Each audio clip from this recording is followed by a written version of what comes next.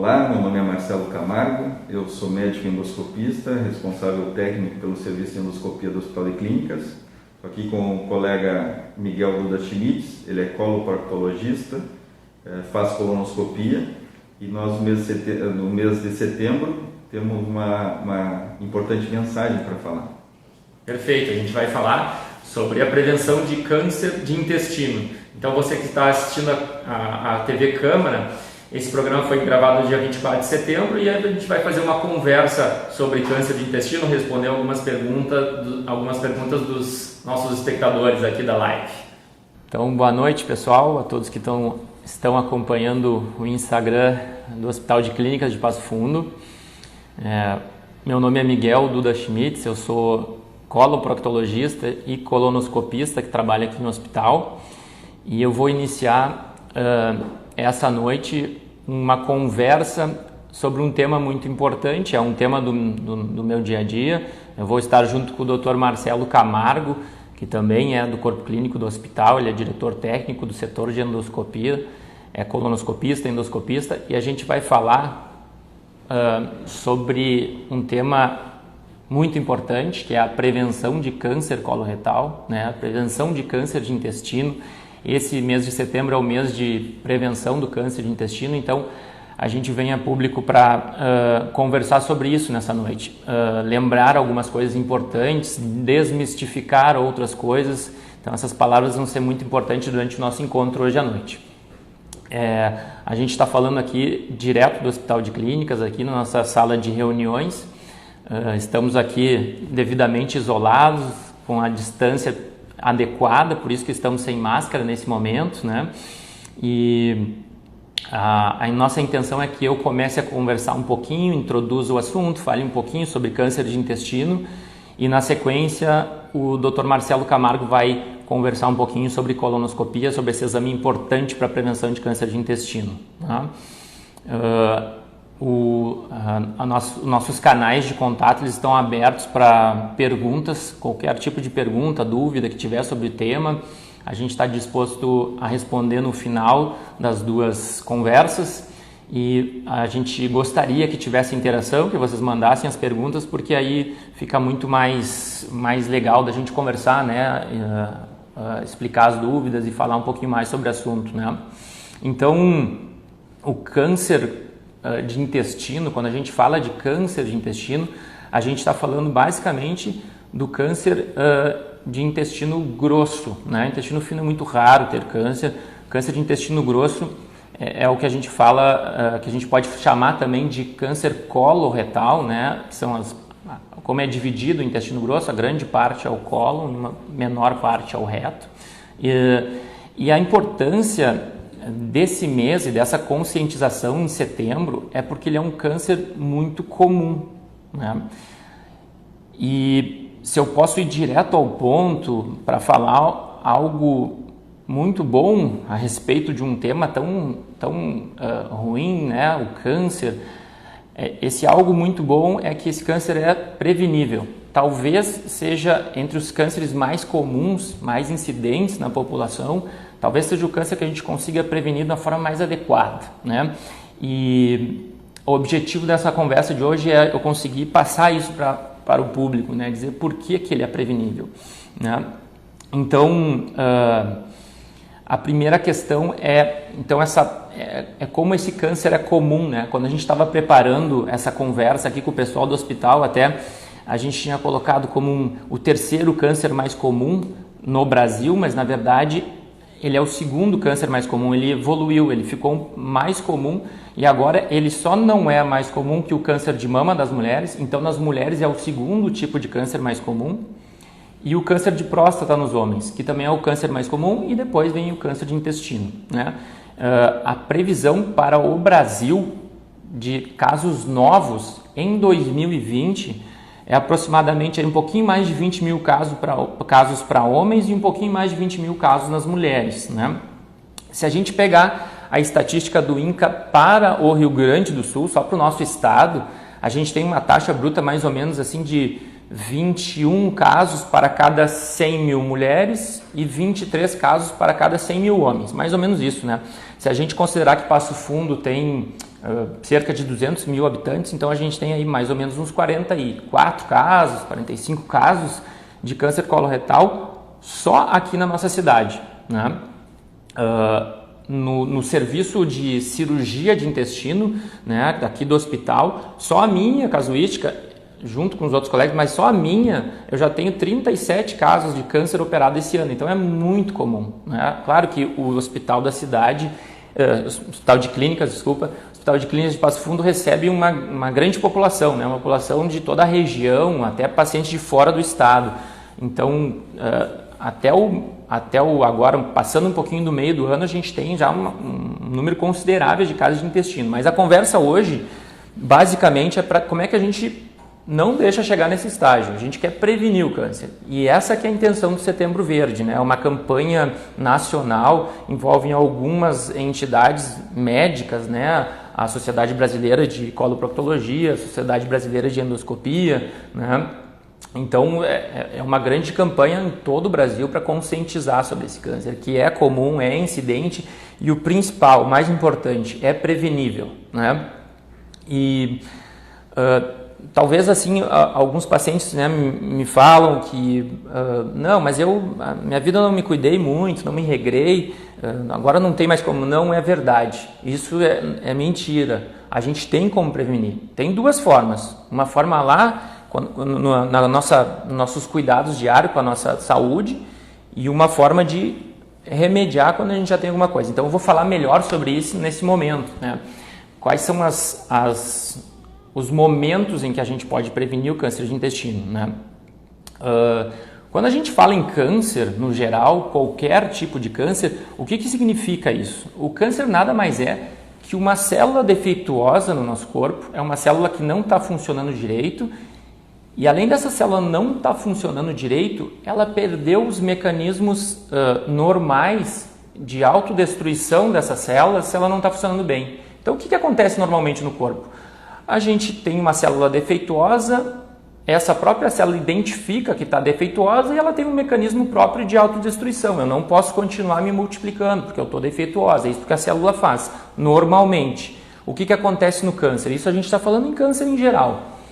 Essa célula que está defeituosa, ela perdeu essa propriedade normal de parar a divisão se ela está defeituosa. Então, é uma célula defeituosa sem freio de mão. Ela continua se reproduzindo de uma forma sem, vamos dizer assim, um freio, e cada célula que se reproduz, ela sai da mesma forma errada que a original. Então, o câncer é isso, né? Por que essa célula perde essas qualidades normais, né, essas propriedades dela de se autodestruir quando ela não está funcionando, quando ela não é uma célula perfeita? Ela perde pelas mutações que acontecem no código genético, né? Bueno, mas por que acontecem essas mutações no código genético? E é aí que a gente consegue fazer a prevenção primária do câncer de intestino.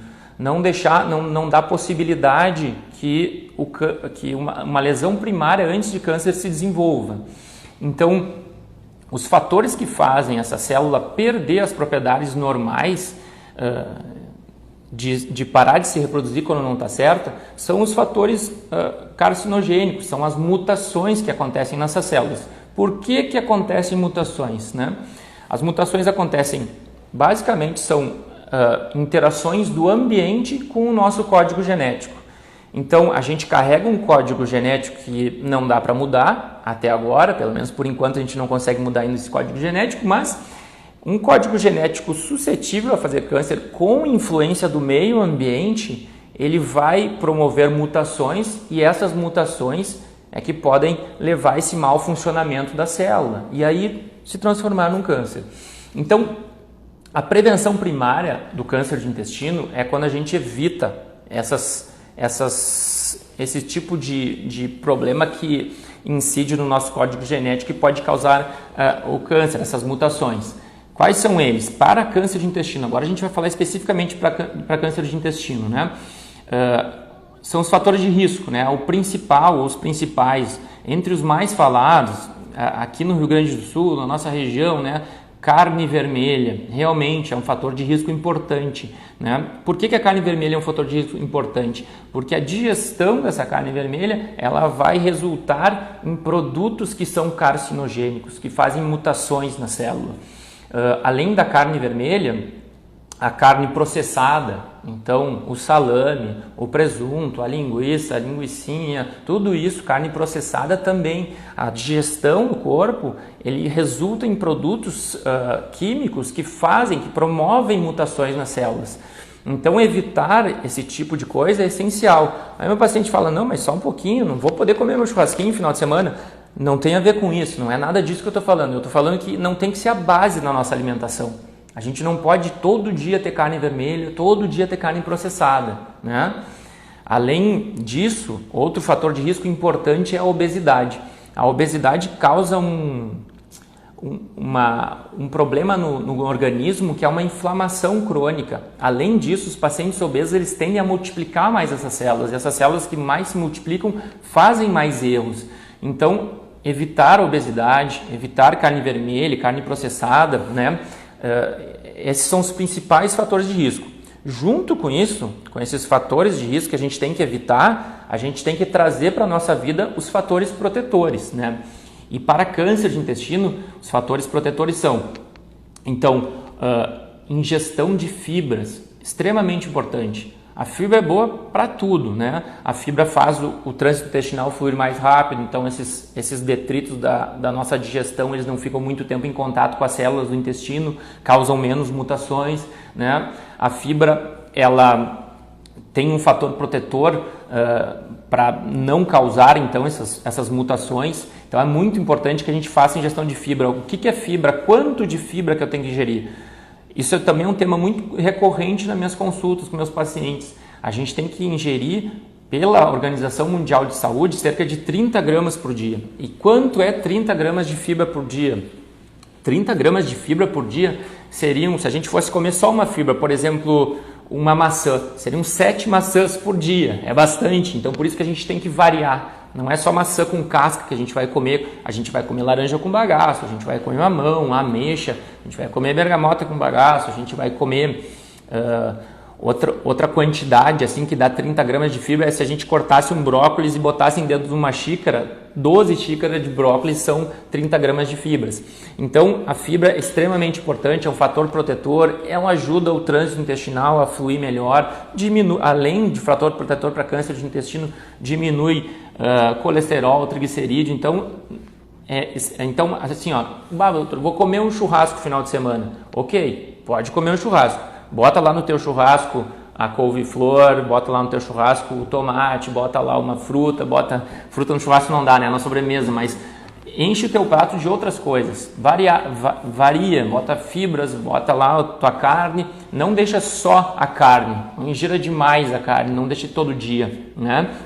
Então, desses fatores protetores que eu estou falando, né? Outros, né? Exercício físico, evitar o sedentarismo, muito importante, né? A pessoa que é mais sedentária, ela acaba não tendo mecanismos, aquele mecanismo da célula de se autodestruir, ele acaba inibido também.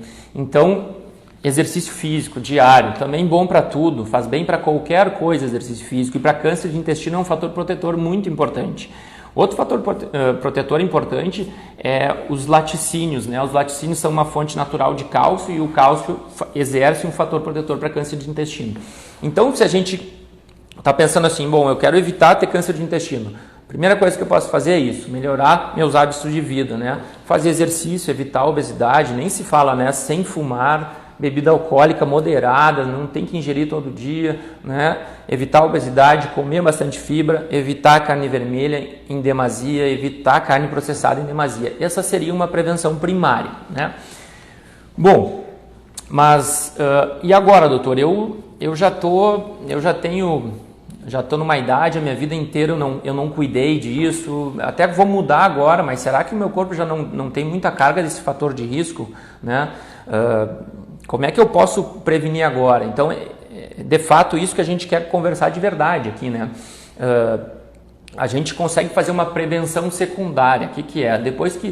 Porque o câncer de intestino, é importante lembrar isso, 90% das vezes, a grande maioria das vezes, esse câncer, esse tumor maligno, ele vem de uma alteração benigna, de um tumor benigno que cresce lá no intestino. Esse tumor benigno a gente chama de pólipo, né? Por que esse pólipo surge? Por causa dessa carga genética nossa e dessas mutações que ocorrem nas células e que fazem crescer essa anormalidade, que nada mais é que um acumulado de células anormais. Esse pólipo, quando ele está no intestino, alguns desses pólipos eles vão continuar crescendo e vão se tornar o câncer.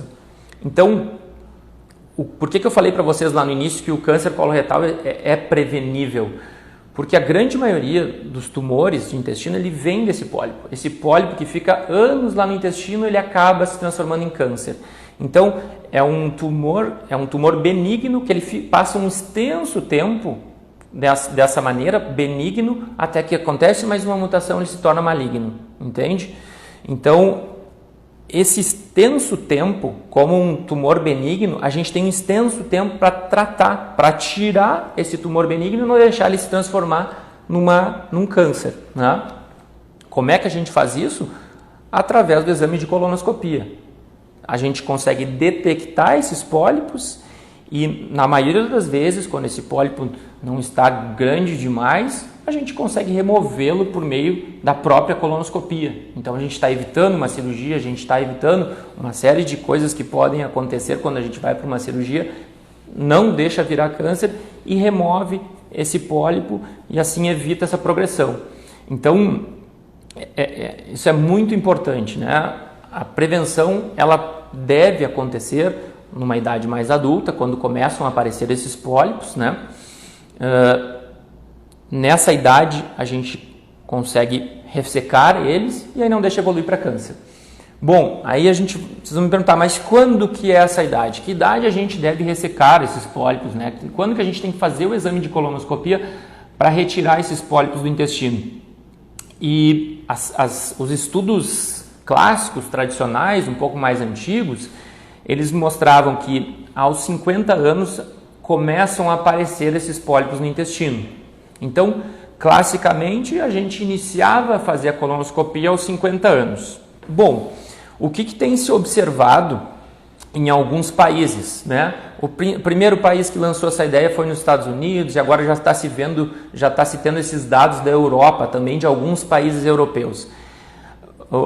Então, o pólipo geralmente surgia no intestino aos 50 anos, se desenvolvia e esse extenso tempo é 7 a 10 anos que a gente fala, e lá aos 60 anos, aos 70 anos, esse está virando câncer. Então, geralmente aos 50 anos que a gente fazia essa prevenção. O que está se observando nos Estados Unidos, na Europa, em alguns lugares? Que a incidência do câncer nas pessoas acima de 50 anos, em alguns países desenvolvidos, vem diminuindo. Essa incidência do câncer vem caindo. Mas, no entanto, desde a década de 2000, dos anos 2000 lá, a gente tem observado que nos pacientes abaixo de 50 anos, a taxa vem crescendo, a taxa de incidência de câncer de intestino vem crescendo. Ainda são poucas pessoas que têm câncer em idade abaixo de 50 anos, mas ela está aumentando. E não é um fenômeno isolado só nos Estados Unidos, está acontecendo na Europa, a gente só não tem dado do Brasil ainda, mas provavelmente deve estar acontecendo aqui também. Então, foi visto que nos pacientes que geralmente não tinham câncer de intestino, ele está começando a incidir, a acontecer abaixo dos 45 anos, abaixo dos 50 anos. Então, em 2018, com todos esses dados epidemiológicos desse fenômeno que vem acontecendo, a Sociedade Americana de Câncer fez uma proposição num artigo, numa diretriz, num guideline, que a gente deveria começar a fazer essa colono de prevenção, essa colonoscopia de prevenção, não aos 50 anos, mas aos 45. Né? Essa ideia já está bem difundida, a maioria dos países vem mudando. No Brasil a gente não tem uma orientação oficial, mas provavelmente nos próximos anos deve haver essa orientação de iniciar essa colonoscopia não aos 50 anos, mas aos 45, né? Para pegar essa população mais jovem que está desenvolvendo câncer de intestino. Né? Então, o nosso papo, né, do Setembro Verde, da prevenção de câncer coloretal, é realmente isso, né? É lembrar que a gente tem que ter hábitos de vida saudáveis, né? Importante, né? E depois dos hábitos de vida saudáveis, a gente tem que fazer a prevenção do câncer coloretal com colonoscopia. Então, assim como as mulheres devem fazer lá a mamografia anual, como os homens devem fazer o toque para verificar a próstata, fazer o PSA, todas as pessoas devem fazer a colonoscopia a partir dos 50 anos, provavelmente a partir dos 45 anos, nos próximos anos aí que a gente vai ter essa certificação, né? E essa outra coisa importante que eu queria deixar bem clara: o exame de colonoscopia, ele não tem que ser feito quando a gente tem algum sintoma, quando a gente já está tendo alguma alteração, a gente está notando alguma alteração, porque aquele pólipo é uma verruguinha que está lá dentro do intestino e provavelmente ele não vai causar nenhum sintoma. O pólipo não causa nenhum sintoma. Ele é uma doença silenciosa e até ele virar câncer e aumentar de tamanho e aí começar a ter os sintomas de câncer mesmo, sangramento, alteração do hábito intestinal, perda de peso, aí ele já está na hora no período que a colonoscopia, a prevenção não é mais o ideal. Então é importante lembrar que a prevenção do câncer coloretal ele deve ser feita no período em que a doença está assintomática, a gente tem só o pólipo não tem sintoma nenhum. Então, não é para a gente esperar ter algum problema para a gente ir atrás, a gente tem que fazer colonoscopia entre 45 e 50 anos. Certo, pessoal? Eu estou vendo aqui que a gente está recebendo algumas perguntas, a gente vai gostar de responder no final. Eu acho que o recado que eu queria passar é esse. E agora eu vou chamar o Dr. Marcelo Camargo para conversar um pouquinho sobre o exame de colonoscopia, desmistificar esse exame de colonoscopia. Boa noite, eu queria saudar a quem nos está assistindo nesse momento, dessa live do Hospital de Clínicas, em relação ao Setembro Verde, esse mês que lembra a prevenção do câncer coloretal. Queria agradecer a oportunidade do hospital ter me convidado para falar sobre isso.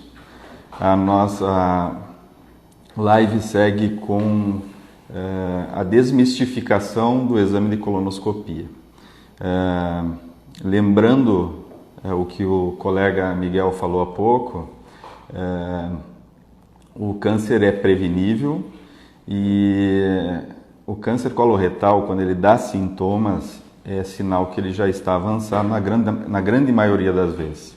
Tá? Então a colonoscopia, vamos falar de exame proctológico, os exames retais datam do século XVI a.C. Há relatos então de exames do reto. Precisamente mais ou menos em 1860, por essa época, se desenvolveram os primeiros retos sigmoidoscópios, que examinavam o final do intestino. Com o desenvolvimento da tecnologia dos aparelhos, dos gastroscópios, dos aparelhos que examinam o estômago, na época de 1960, por aí, começaram a surgir os primeiros colonoscópios, aparelhos que conseguiam examinar todo o intestino grosso, e falando do intestino grosso a gente está falando junto do reto, e que também possibilitam examinar um pedacinho do intestino fino. Tá? Hoje a gente dispõe de aparelhos de alta definição, né? São aparelhos que são eletrônicos, eles transmitem a imagem para uma televisão com captura de imagens em alta definição. Então, do que no século passado, do início do exame de colonoscopia até os dias atuais, a gente teve um progresso bem importante. E isso está possibilitando, além de diagnosticar lesões precoces, fazer o tratamento dessas lesões precoces. Então, quanto antes a gente diagnostica uma lesão no intestino, antes se faz, mais rápido é feito o tratamento em uma fase menos avançada da doença, evitando então, assim o câncer coloretal. O exame em si, o que é a colonoscopia?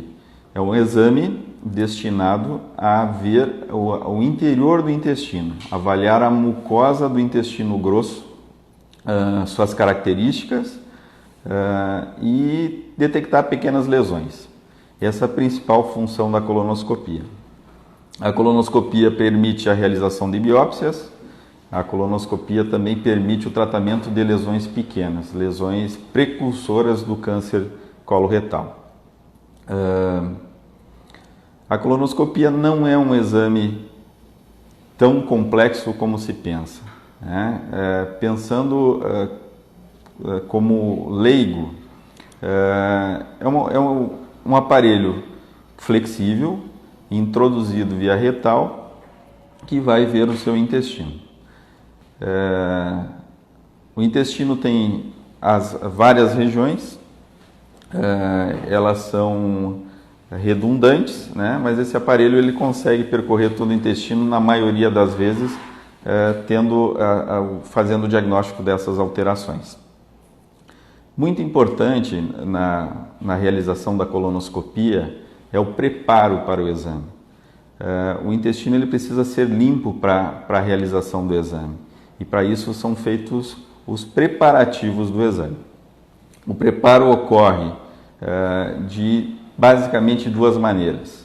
Via anterógrada, é aquele preparo que a gente costuma tomar e ele ter o efeito laxativo, e via retrógrada, que são os enemas, né? Fazer a aplicação de lavagens no intestino. Na grande maioria das vezes, o exame é realizado de forma ambulatorial, não é realizado, não necessita de internação hospitalar para fazer, e o preparo é via oral. Iniciando com uma dieta líquida no dia anterior ao exame, alguns comprimidos de laxativos no dia anterior ao exame e um líquido, uma solução laxativa no dia do exame. Essa solução ela visa limpar o intestino de forma bem importante. O aspecto de um preparo de cólon, quando bem realizado, é próximo ao aspecto de uma urina, para que se visualize bem esse cólon e se faça o diagnóstico das mínimas lesões, das mínimas alterações da mucosa. Então, o preparo é um dos fatores mais importantes do exame e talvez também o mais desagradável.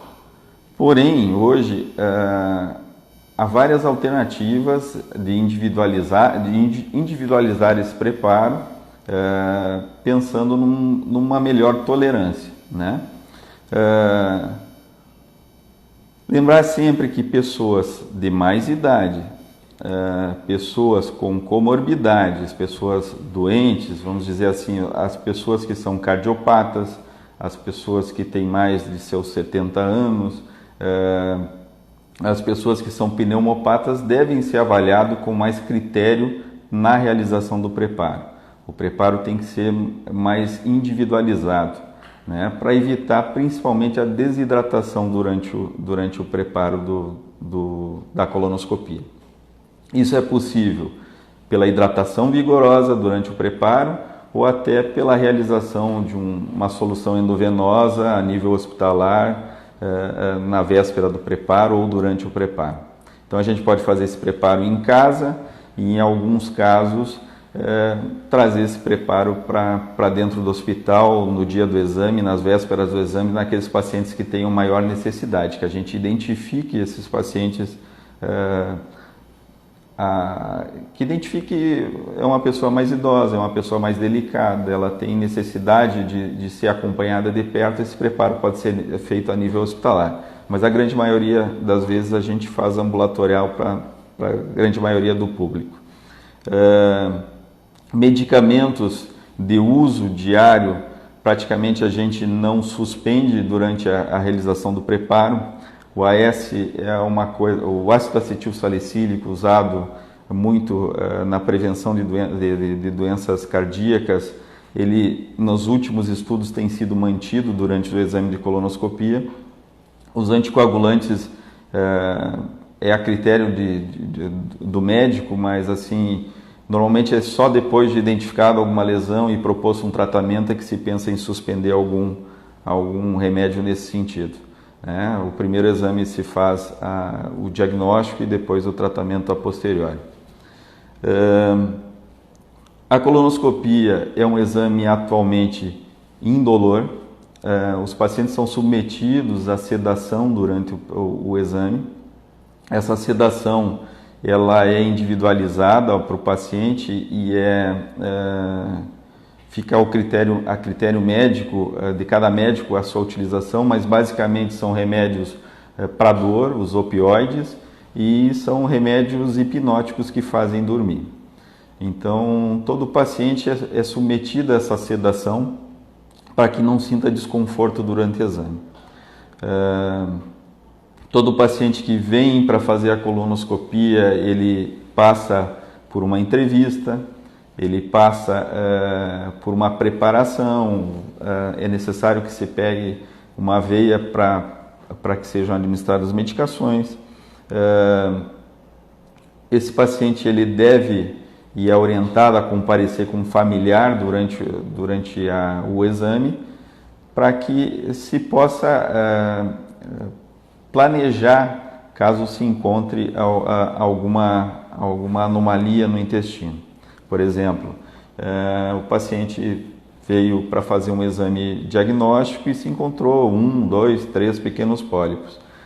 Previamente, esse paciente ele vai na entrevista tanto com a enfermagem como depois com o médico, ele vai ser orientado que esses pólipos podem ser retirados e de comum acordo ou com o familiar no dia se prevê se o pólipo vai ser retirado naquele momento, que a grande maioria é realizado, ou se vai ser deixado para um segundo momento. Normalmente os pólipos que são menores, os pólipos diminutos, a gente já retira num primeiro momento. Pólipos que são maiores, que requerem um pouquinho mais de cuidado para serem retirados durante a colonoscopia, normalmente se marca para um segundo momento. Mas basicamente a grande maioria dos pólipos encontrados já são tratados num primeiro momento. Esse exame, a colonoscopia, dura em torno de uns 30 minutos, talvez menos nos casos normais, mais nos casos mais complicados, mas gira em torno disso, 30 minutos de exame. Um tempo antes, um tempinho maior de preparação antes e um tempo maior de recuperação depois. Então o paciente faz a sua preparação, entra para o exame, faz o seu exame diagnóstico ou terapêutico, vai para uma recuperação, onde fica em observação até que recupere-se da sedação e que se veja que o paciente está bem, sem dor, sem náusea, né? Então, assim, falando desses sintomas que a gente pode ter após o exame, o que é comum? É comum que a gente tenha em pacientes que fazem uma colonoscopia um pouco de cólica logo a seguir o exame, mas não é tão frequente. Essa cólica é tratada mesmo no setor, às vezes é um pouquinho de gás que ficou no interior do cólon decorrente do exame, e é apenas eliminar um pouquinho já passa o desconforto. Complicações da sedação com os devidos cuidados que a gente toma hoje, com monitorização, com oxigenação, é muito difícil que ocorra. Pacientes que são pacientes mais delicados para realizarem o exame, mais idosos ou que têm alguma comorbidade um pouquinho mais importante, pode ser usado, a gente pode chamar um anestesista, né? Então, só diferenciando um pouquinho para que fique claro, a maioria dos exames no setor de endoscopia eles são feitos sob sedação.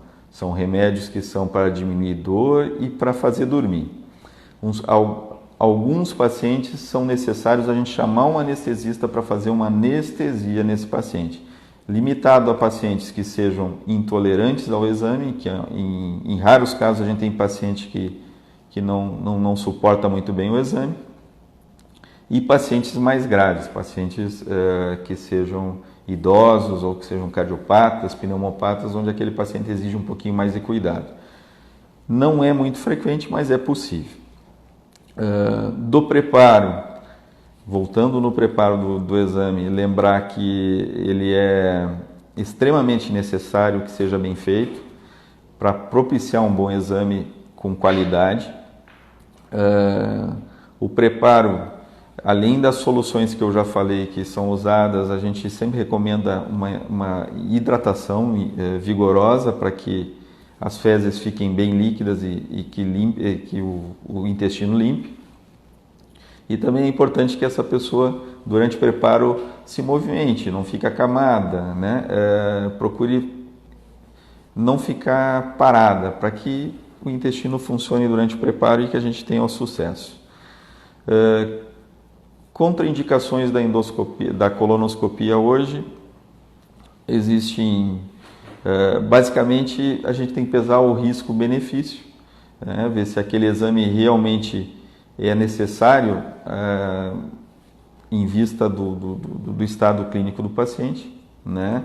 Essa é uma decisão que o médico vai tomar, o que pediu o exame. Quadros de oclusão intestinal, a colonoscopia não pode ser realizada, então naqueles quadros onde o intestino está trancado, né?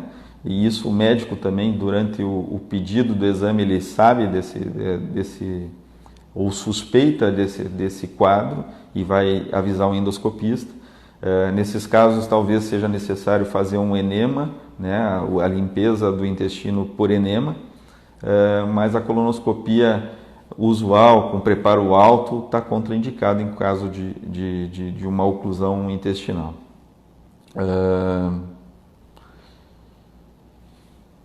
Complicações da colonoscopia, as mais temidas são a perfuração do intestino, que pode ocorrer, mas ela ocorre em menos de 1 para 1000 dos casos, é muito rara de ocorrer, é uma complicação que existe, que o paciente, no momento da entrevista, ele vai ser alertado, mas é muito rara de ocorrer.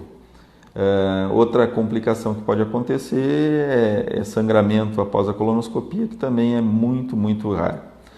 Então, querendo não assustar, mas desmistificar, a colonoscopia, na grande maioria das vezes, ela é bem tolerada, ela é feita sob uma sedação, onde o paciente não sente dor nem desconforto, e é um exame que previne muito bem o câncer de colo uterino, de colo retal.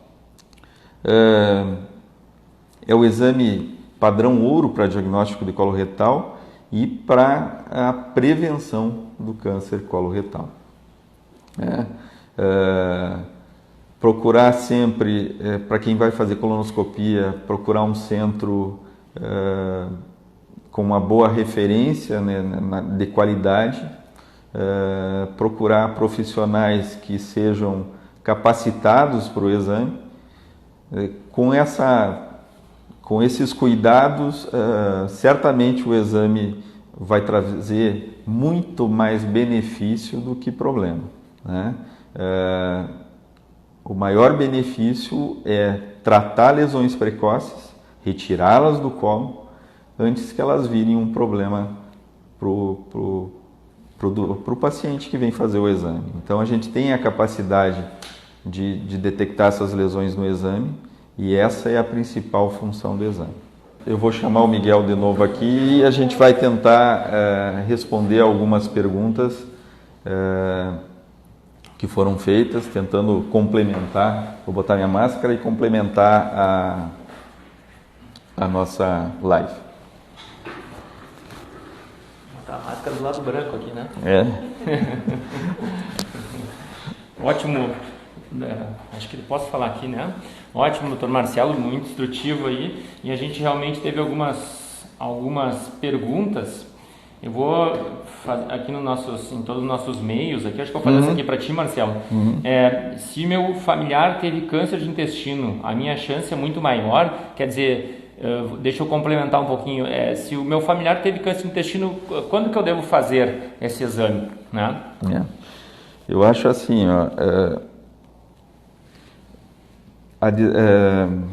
o fato de um familiar ter um câncer de intestino é desagradável, mas alerta aos outros familiares, né, a possibilidade de prevenir esse câncer.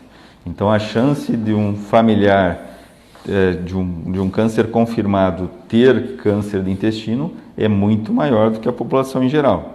E abre daí a possibilidade concreta de fazer a prevenção. É uma bandeira amarela, né, que deve ser respeitada, que deve ser vista, né? A gente cansa de ver pacientes que chegam com câncer mesmo tendo um familiar já com um caso semelhante, né, Miguel? Que deixam para fazer a prevenção tarde, né? Isso aí, aquilo que a gente falou de ser uma doença silenciosa, de não ter sintomas, vem uma pergunta assim, quais os maiores sintomas? Se a gente quer prevenir, né, o câncer de intestino, a gente tem que fazer o exame quando não tem nenhum sintoma, né? Quando a doença é assintomática. O próprio câncer, quando já é câncer, ele demora para dar sintomas. Então, para a gente pegar na época do pólipo, para a gente poder fazer a prevenção, né, Marcelo? A gente tem que fazer o exame sem nenhum sintoma, né? Então, teu familiar teve o câncer de intestino, tu tem que procurar o médico especialista para ele te orientar quando que você deve fazer. Provavelmente você deve fazer o exame 10 anos antes de quando esse familiar teve o diagnóstico. Não importa se ele teve aos 65, se ele teve aos 45, 10 anos antes você tem que fazer. Claro que se ele teve aos 65, dá 55 anos antes, você tem que fazer o exame aos 50, certo? Então é isso. Os maiores sintomas, então, eu falei, a gente está falando de prevenção e a gente tem que fazer o exame antes de ter sintomas. Mas se a gente tem câncer de intestino, os sinais de alerta são um sangramento lá nas fezes, uma alteração do hábito intestinal, então eu evacuava todo dia, começou a falhar 1, 2, 3 dias, ou eu demorava 3, 4 dias, estou tendo diarreia diariamente, isso é importante. Uma perda de peso que a gente não sabe explicar porquê, então não estou fazendo dieta, não estou fazendo nada e estou perdendo peso, isso é importante. E história familiar, muito importante. Lembrar, né, Miguel, que a maioria dos pólipos são removidas por colonoscopia a nível ambulatorial, não precisa nem internação hospitalar, né? Você faz a remoção, o paciente vai para casa, é orientado a qualquer sinal retornar ao serviço ou ligar para o médico, né? Mas é um procedimento simples, perto de uma cirurgia ou de toda a consequência de um câncer, né? Isso vem a calhar aqui com a pergunta aqui do nosso outro amigo que estava acompanhando. Cirurgia é o último recurso? Então, quando a gente está falando em prevenção, que é tirar os pólipos, não é cirurgia, é um exame ambulatorial, quer dizer, vem de casa, faz a colono, tira o pólipo, volta para casa e no outro dia tu vai seguir tua vida normal, exceto por uma dieta mais leve, algo assim, entende? Cirurgia é quando a gente tem um diagnóstico de tumor maligno, do câncer mesmo. Mas o que a gente está falando aqui, que a gente prefere, que todos nós aqui preferimos, né, Marcelo? É prevenir, é tirar o pólipo antes dele se tornar câncer, né? Então, é isso, a cirurgia para câncer, sim. Mas, ainda assim, algumas lesões bem iniciais, que já são câncer, podem ser tiradas ainda com colonoscopia. Mas isso demanda uma pesquisa, uma investigação dessa lesão do intestino, né? Aqui tem uma pergunta perguntando qual profissional procurar para identificar. Eu acho assim, o profissional hoje qualificado para o câncer coloretal é o coloproctologista, né, Miguel? Mas um cirurgião geral, um cirurgião do aparelho digestivo, um clínico geral, ele já tem os guidelines para seguir e para fazer pelo menos a indicação, olha, tem que se fazer o exame em tal tempo, né? Perfeito. E procurar daí o profissional para fazer esse exame e o tratamento se precisar, né? Perfeito, então quer fazer o exame de colonoscopia, né? O endoscopista, o proctologista, o gastroenterologista, são as pessoas que fazem esse exame, né? E para tratar de câncer em si, aí sim, né, vai para as especialidades mais cirúrgicas, né? Aqui tem uma pergunta que é: já tive pólipo retirado na colonoscopia, quando repetir o exame? Quer que eu responda, Marcelo? Não, pode responder. vai se basear em relação ao qual pólipo foi retirado, né, Miguel? Perfeito. Então a gente retira o pólipo, esse pólipo vai para a patologia. A patologia vai dizer qual tipo de pólipo, que estágio ele está, e esse resultado vai me dizer quando repetir. Não porque a lesão ainda está lá. Se ela foi retirada, ela não está mais a lesão. Mas se tu tem uma lesão mais avançada, tu tem uma chance maior de ter outra lesão. Então tu deve repetir em uma periodicidade, né? Se a gente fez uma colonoscopia aos 50 anos, sem nenhum sintoma, e essa colonoscopia foi completa, o preparo estava bem bom, estava bem limpinho o intestino, a gente conseguiu olhar de forma adequada todo o intestino procurando por pólipos, e não tinha nenhum pólipo, o intestino não tinha pólipo, a gente vai repetir em 10 anos a próxima colonoscopia, né? Essa periodicidade é importante também. Eu fiz uma pergunta para o Marcelo aqui, não sei se ele respondeu, mas quanto tempo leva o exame de colonoscopia? Eu tinha falado. Tinha falado. Mas assim, o tempo do exame em si é em torno de 30 minutos no máximo, 20 minutos num paciente bem preparado, sem pólipo, sem nada para biopsiar, né, mais ou menos. Um pouquinho mais naqueles pacientes onde a gente tem que fazer procedimento.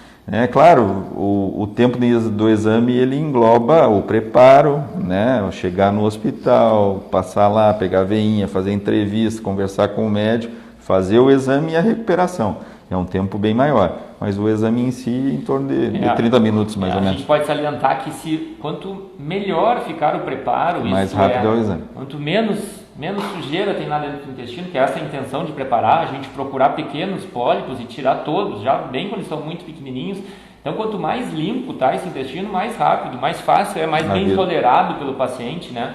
Mas, claro, eu costumo falar para os meus pacientes, olha, você vai fazer de manhã, se prepara para perder o turno lá no hospital, para fazer um exame. O tempo de exame, ele é o tempo que for preciso, né? É isso que a gente fala. O tempo que eu precisar para ter certeza que não tem nada no teu intestino, para fazer o exame de forma adequada, né? E uma coisa importante também é a recuperação do paciente. Não adianta eu ter pressa para ir embora do serviço. Às vezes a pessoa quer ir embora logo. Tem que sair em condições. A pessoa fez uma sedação, fez um exame, ele precisa ser recuperado disso. Às vezes o paciente que tem pressa, levanta, sente náusea, sente tontura. Então o paciente fica no setor, deitadinho, né? Fica sendo avaliado pelos técnicos de enfermagem, pela enfermeira que está no setor. Quando ele estiver em condições, ele vai ser liberado, vai receber um lanche, vai ser liberado, né? Mas é isso aí. O Hospital de Clínicas ele tem um centro de endoscopia dedicado somente a isso, né? A gente tem 3 salas de endoscopia, a gente tem uma sala de preparo dos aparelhos, de limpeza, e a gente tem uma sala de recuperação bem grande, bem confortável. Então não precisa ter pressa, vai ficar bem atendido, vai vir fazer o exame numa tranquilidade, vai recuperar bem, né? Aqui tem mais uma pergunta: o Centro de Diagnóstico do HC tem o exame? Na pandemia não deixar de fazer o exame? Pode continuar. Mas eu acho assim, uma das coisas que a gente tem, que a pandemia assustou e causou, foi um abandono, num primeiro momento, da sequência de investigação, né, dos doentes crônicos e coisa e tal. A gente tem tomado todos os cuidados necessários hoje em relação à pandemia, de distanciamento, de marcação de horário, né, de usar máscara, de usar proteção. Então, assim, não se deve deixar de fazer o exame que tem a necessidade, né, Miguel? Eu acho que a gente está acabando... O que a gente está vendo? Nós estamos chegando tarde agora, os pacientes estão chegando tarde, tanto na emergência como em outros locais. Seguraram, né, os pacientes e agora, quando o paciente vem, já está tarde. Então, se programar. Acho que o pior da pandemia talvez já tenha passado, mas com os devidos cuidados hoje, a gente tem segurança para fazer o exame e sair sem medo de contaminação. É isso aí, a gente não quer que o paciente chegue aqui com o câncer, a gente quer prevenir. É isso que o Setembro Verde que vem conscientizar, prevenir, né? Na pandemia a gente vê muito, né, Marcelo? A gente tem visto muito lá chegando o pessoal com um câncer avançado, já com um problema para tratar realmente, mas... E eu acho que mesmo com a pandemia, quando a gente fala de câncer, A gente não pode parar, o serviço não pode parar. A gente está prevenindo uma doença que tem uma alta incidência, né? A gente conversou, é o segundo câncer mais incidente no Brasil. A nossa região aqui, nós somos italianos, alemães, a gente é gaúcho, a gente come muito churrasco, então a gente tem que ter muito cuidado com isso mesmo, né? É importante lembrar, especialmente para a nossa população aqui. Bom, não tendo mais perguntas, a gente só queria agradecer novamente o convite do hospital a fazer a live, para alertar, né, a necessidade da prevenção do câncer nesse mês de setembro, quer dizer, de um mês especial de prevenção de câncer, mas que ela deve ser anual, né? A gente tem que se conscientizar disso. Então, agradecer. A gente está à disposição para perguntas, caso, né, a gente pode usar as outras mídias, talvez, para responder. E ficamos... Isso aí. Muito obrigado, pessoal, por acompanharem. E qualquer coisa, estamos aqui pelo HC. Uma boa noite. Boa noite.